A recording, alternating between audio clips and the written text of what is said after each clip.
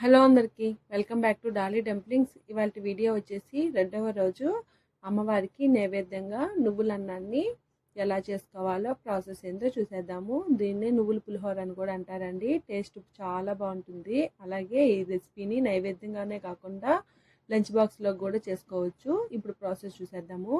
దీనికోసం ముందుగా stove on చేసుకొని ప్యాన్ పెట్టుకొని ఒక పావు కప్పు తెల్ల నువ్వుల్ని వేసుకోవాలి. అలాగే ఇందులో 2 ఎండుమిరపకాయలని తుంచి వేసుకోవాలి. నేను తీసుకున్న ఎండుమిరపకాయలు కారం తక్కువగా ఉంటాయండి, దానికోసమే 3 వేసాను. ఇలా ఈ నువ్వులు అలాగే ఎండుమిరపకాయలని మంటని లో ఫ్లేమ్లో ఉంచి నువ్వుల్ని లైట్గా కలర్ చేంజ్ అయ్యే వరకు వేయించుకోవాలండి. అలాగే నువ్వులు వేగాయో లేదో తెలియడం కోసం నువ్వులు చిట్పట్మని పేలుతాయి, అప్పుడు నువ్వులు వేగిపోయినట్టు అర్థం అండి. ఇప్పుడు ఇందులో చిటికెడు చింతపండుని వేసుకొని మరో 1 నిమిషం పాటు కలుపుకొని వేయించుకోవాలి. చింతపండుని ఎక్కువ వేసుకోవద్దండి, అన్నం అనేది పుల్లగా అయిపోయిందంటే తినడానికి అంత బాగోదు. ఇలా అన్నిటిని వేయించుకున్న తర్వాత స్టవ్ ఆఫ్ చేసి పక్కకు పెట్టుకొని ఇవి పూర్తిగా చల్లారేలాగా 1 కప్పు రైస్ని నేను ముందుగానే వండి తీసుకున్నానండి. ఈ రైస్ని బాగా చల్లగా అయ్యే వరకు చల్లార్చి తీసుకోవాలి. ఇప్పుడు ఈ నువ్వుల్ని మిక్సీ జార్లో వేసుకొని మెత్తగా పౌడర్ చేసుకొని పక్కకు పెట్టుకోవాలి. ఇప్పుడు ఈ రైస్లో 1 టేబుల్ స్పూను సాల్ట్ అలాగే 1/2 టేబుల్ స్పూను పసుపు వేసుకొని ఈ అన్నానికి ఈ సాల్ట్ పసుపు బాగా పట్టేలాగా కలుపుకోవాలి. అలాగే అన్నం గడ్డలు లేకుండా కలుపుకోవాలండి. ఇలా కలుపుకున్న తర్వాత మనం ముందుగా మిక్సీ పట్టి ఉంచుకున్న నువ్వుల పొడిని యాడ్ చేసుకొని ఈ నువ్వుల పొడి కూడా అన్నంలో బాగా కలిసేలాగా మిక్స్ చేసుకోవాలి.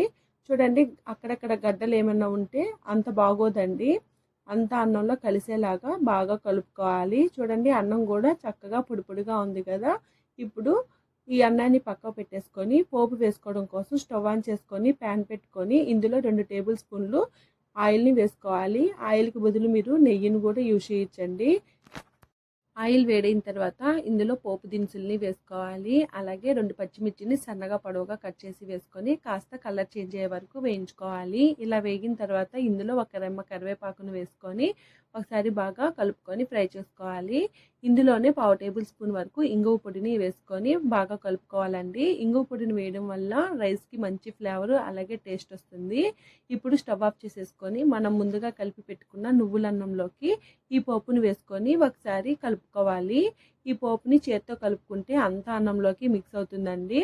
ఇలా బాగా కలుపుకున్న తర్వాత సాల్ట్ సరిపోయిందో లేదో చెక్ చేసుకొని సాల్ట్ని అడ్జస్ట్ చేసుకోండి. ఈ స్టేజ్లో సాల్ట్ని వేసుకున్నా కానీ సాల్ట్ అన్నంలోకి మెల్ట్ అయిపోతుంది. అంతేనండి, చూసారు కదా అమ్మవారికి ఇష్టమైన నువ్వుల అన్నాన్ని ఎలా చేసుకోవాలో ప్రాసెస్ ఏందో. ఈ వీడియో మీకు నచ్చితే లైక్ చేయండి, షేర్ చేయండి, కామెంట్ చేయండి. అలాగే మరిన్ని రెసిపీస్ కోసం మన ఛానల్ని సబ్స్క్రైబ్ చేసుకొని నోటిఫికేషన్ సింబల్ని ఆన్ చేయండి. Thank you for watching.